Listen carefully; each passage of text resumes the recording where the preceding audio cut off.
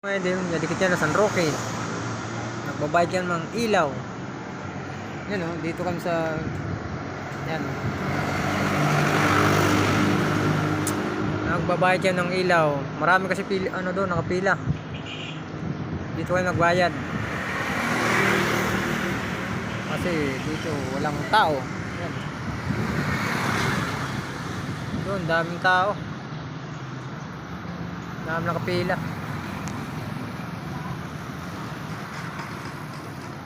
Dito na lang kami nagbayad oh. Iwan kung tanggapin pa. Judit na.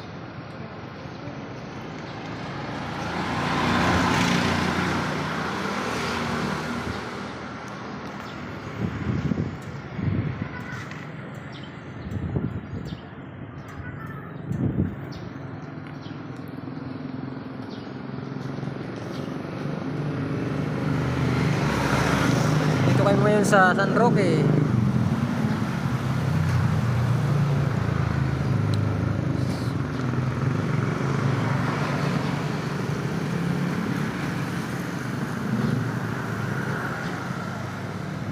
Sa M. Lulier.